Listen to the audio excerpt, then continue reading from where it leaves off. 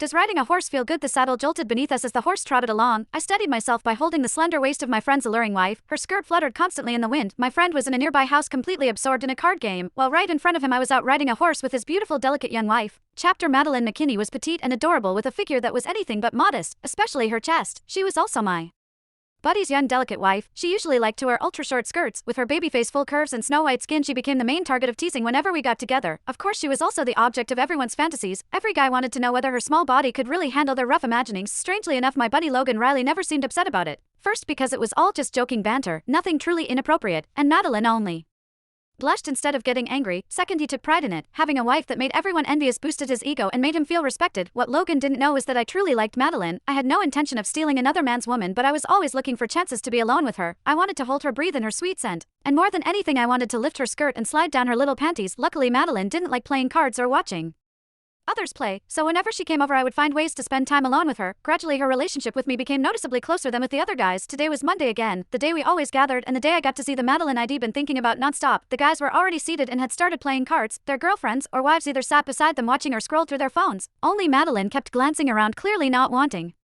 to sit there.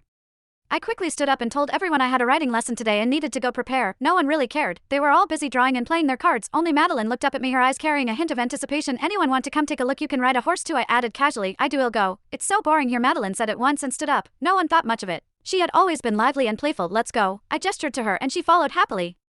Madeline walked in front of me. Her figure was full and curvy and every step made her skirt lift and fall again. My eyes never left her hips. I kept hoping I'd catch a glimpse of her panties. I wondered what kind of girl this cute liked to wear. Connor is riding a horse fun. I've seen them a few times before, but they're so tall. I was afraid they'd kick me, so I never dared to try. She suddenly turned back, clearly waiting for my answer. Of course it's fun. When it runs, the feeling is amazing. I'll teach you in a bit. This was promising. Since Madeline had brought it up herself, I'd take advantage of the moment on horseback. I quickly fitted the horse with a double saddle and led the tall chestnut horse over to her. Wow, it's so tall up close. Madeline stared at it, her eyes sparkling. Come on, I'll help you get up and try it. I took her hand and led her to the stirrup on the side. Before she could react, I grabbed her left ankle and placed it into the stirrup. Connor, I am not ready yet. She grew nervous all at once, but I didn't give her time to hesitate. Push with your right foot, step into the stirrup with your left. Yupus, I spoke. I supported her by the hips and lifted her onto the stirrup. Through the thin fabric of her skirt, what met my hand was soft and springy. I had to admit, Madeline wasn't just well endowed in the chest, her hips were just as tempting. Then I lifted her right leg over the horse's back and settled her onto the saddle. In the instant she swung over, her skirt flipped high into the air.